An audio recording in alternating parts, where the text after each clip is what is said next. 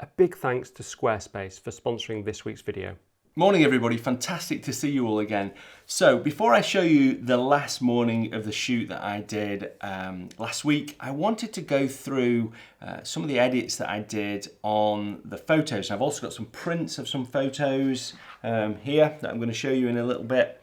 But there's one thing that when I started photography that I used to do all the time, and I've stopped doing it now, and I think it's massively improved the edit on my photos, but I still see it on photos when I'm judging competitions or on beginners photos, that I think is such an easy thing to fix when you're editing.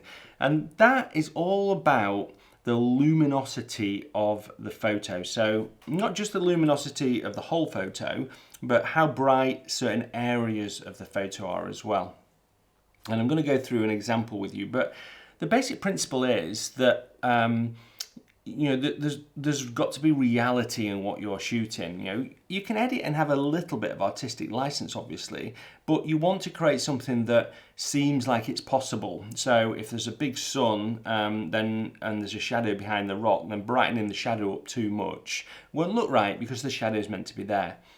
So I think this is a good example to show you as well, because these heather photos, it's easy to get carried away in Lightroom and do the wrong thing. So I'll show you. Let's get into this image now. So this photo is a good example of where you can become unstuck. So we've got a scene like this. I've done a very brief edit. In fact, I've applied one of my presets to it, but I've not done much else apart from that. So if you look at before, after, that was before, that's what I've done.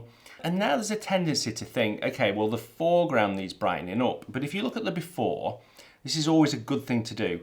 You know that the camera has captured something that probably is a very accurate representation of those luminosity levels. Your eye does special things. So does your phone, actually, as well. But your camera's pretty good at it. So you know that this area is dark. You know, there's not a lot of light getting down here. This is bright, the sky's pretty dark, it was a very, very stormy day. And then there's not a lot of light getting to this area here, but it's brighter than this bit down there.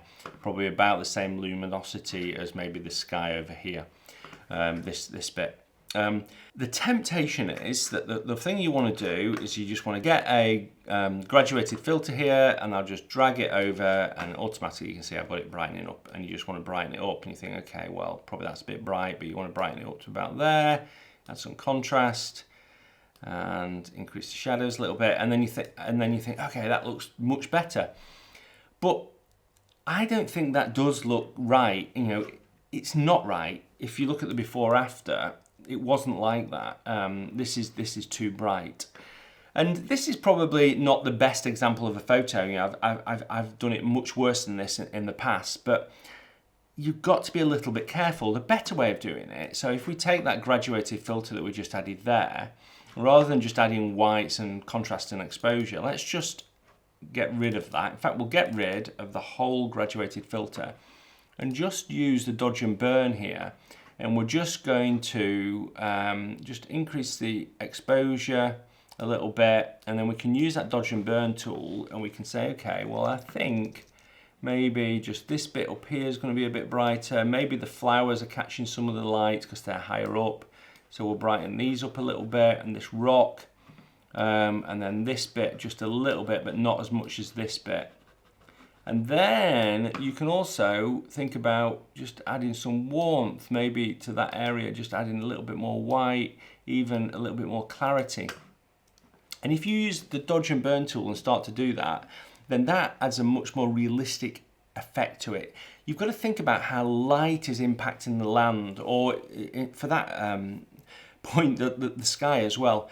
And it's easy to get a little bit carried away with this. So this is another example here. So this is a scene where I've edited as I think it should be. We've got these amazing rays here. And there's a temptation, again, to just put a graduated filter on this bit at the bottom like I've done.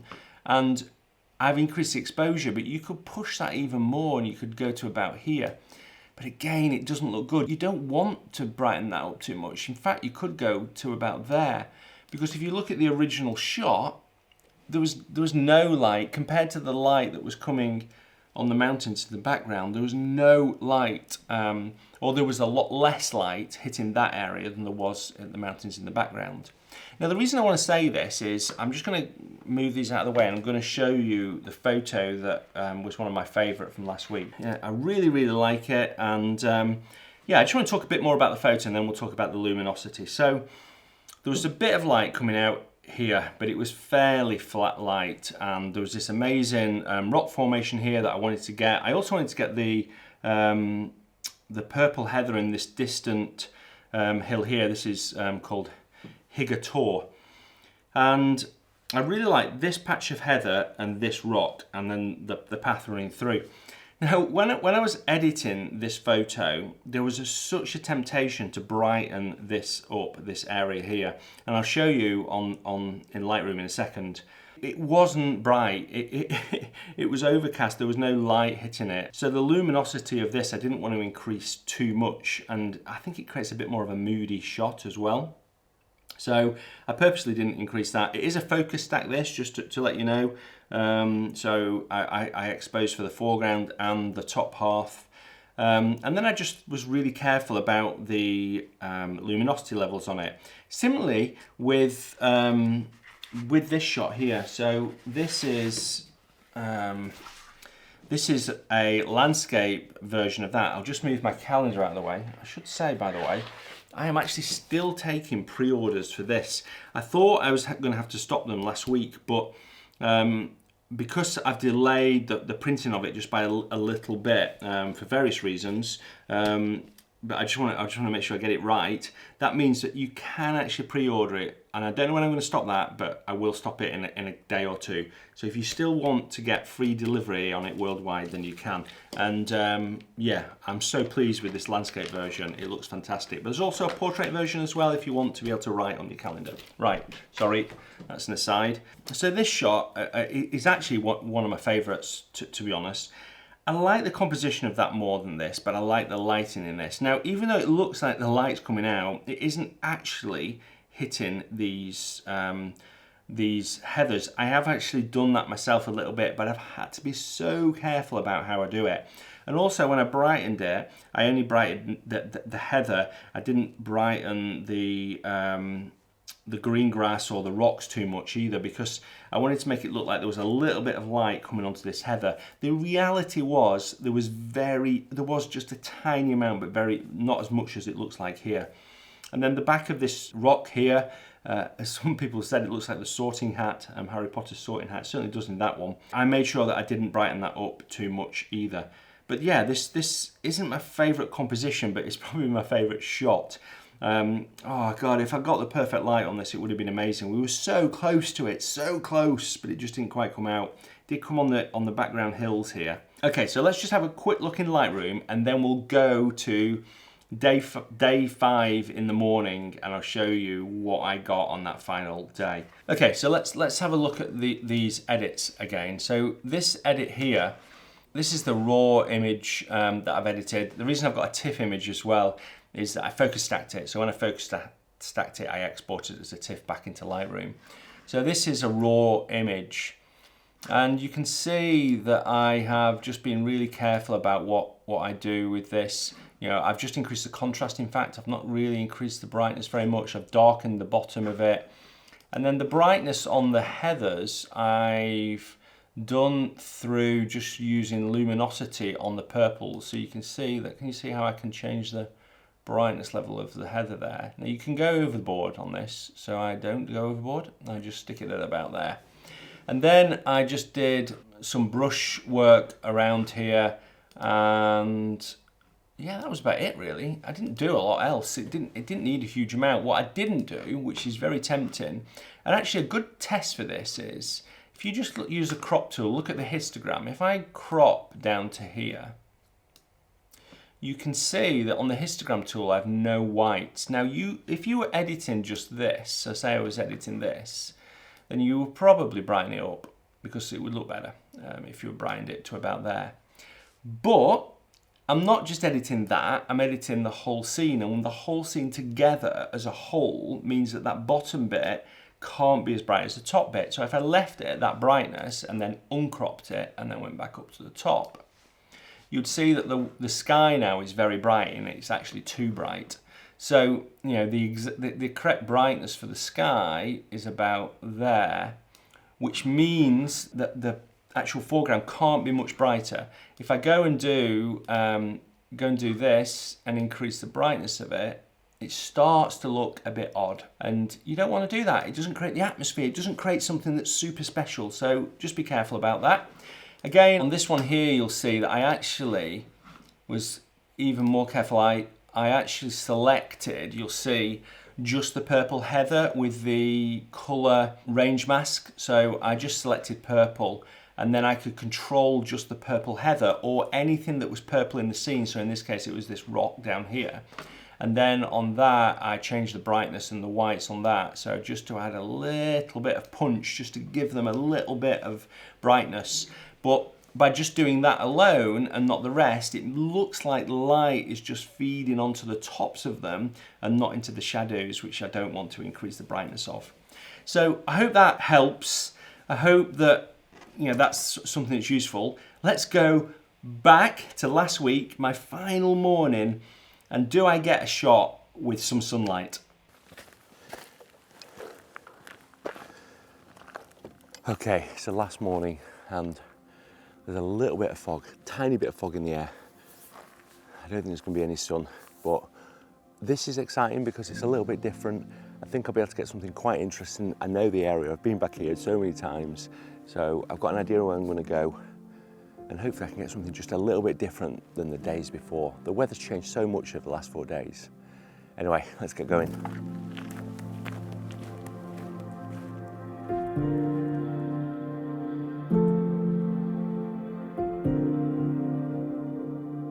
So I'm back in the location that I was in before, and I've got this amazing scene in front of me here, which is this mist, and there's just the headline over there of Higator. I've got the rocks just in the foreground here, some beautiful heather. It's a much softer scene than I was after, but it's really beautiful, and I'm really pleased for the last shot that I'm probably going to take of this series. And yeah, you can't feel any breath of wind. It really is quiet and calm.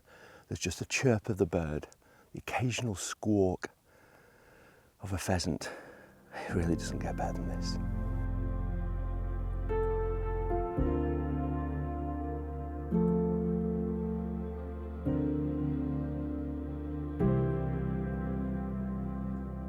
Okay, so I just want to quickly show you the difference that going lower makes in the scene. So you can see I've got my camera quite low here, and I talk about this quite a lot, but if I just turn you round here, and you could come to this scene and conceivably shoot it about maybe here, like this. But if you go low, I just want to show you the difference it makes.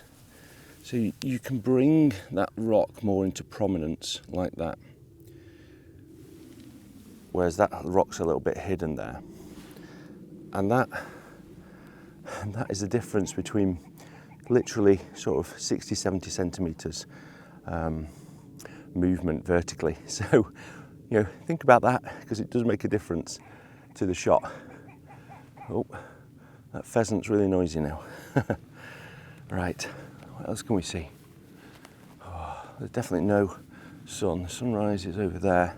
We haven't got anything at the moment.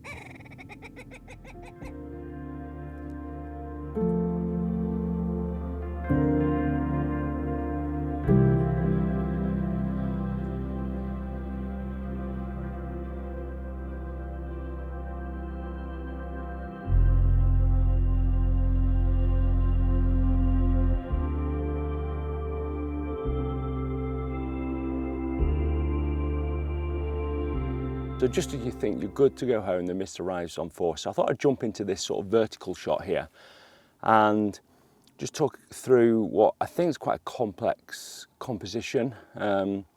So if we start at the top here, we've got these grasses here and then this rock, and then there's this heather just sort of balancing this left-hand side.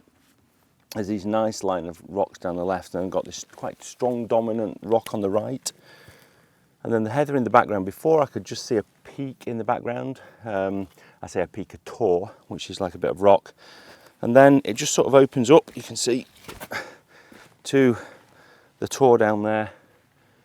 And yeah, it looks pretty good. And then there's also this other feature here, which I think is quite interesting, although it may not work because of that as well. So that feature, I've made sure separated on its own into the mist in the background. And because we've got this mist, that looks a little bit more dominant. And it looks pretty amazing.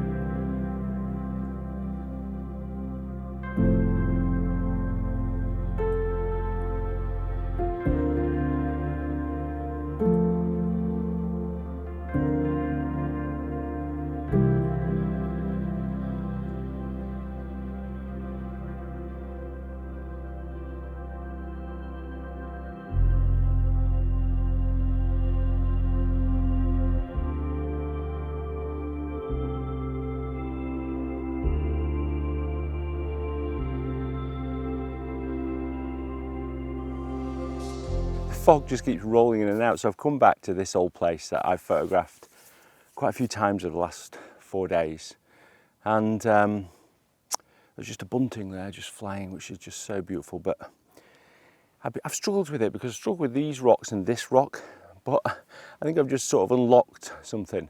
So I've been shooting higher up the hill a little bit, and so I came down the hill a little bit, and you can see there's a path that I found by going down and further back. I really like the front of these rocks. I like that sticking prominent.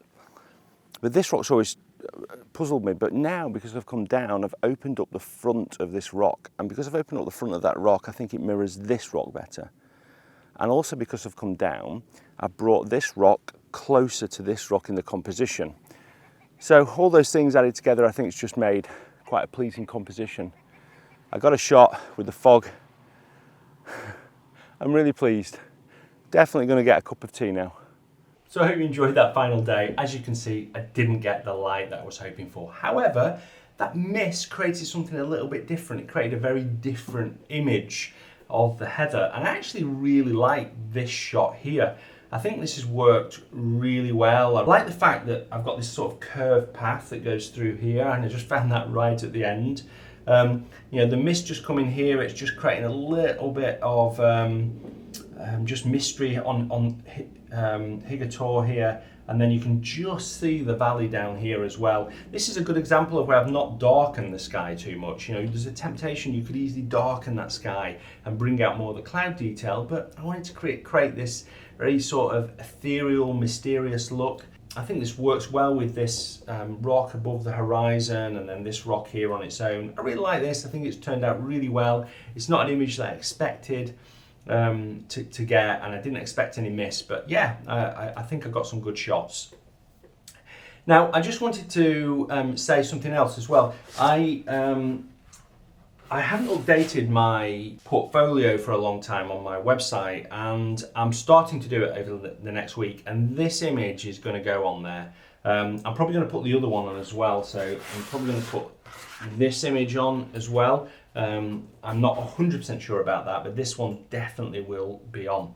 Let me know if you want me to put all three of them on, then I can do that. You know, let me know in the comments below. But yeah, I'm going to be putting this image on, and it's going to be limited edition, an A2 size, A3 size, and A1 size as well. It'll look so incredible printed really, really huge on this PhotoSpeed NST bright white paper.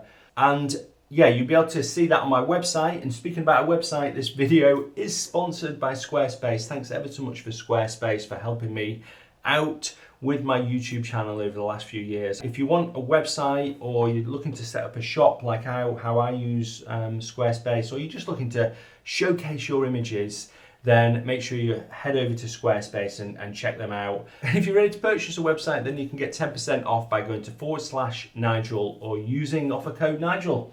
So that's it. Go and check out my portfolio on my website and see the new images that I've put on there. For a short period, I'm going to be offering 30% off any images on my portfolio. Okay, thanks ever so much for watching, and until next Sunday, bye.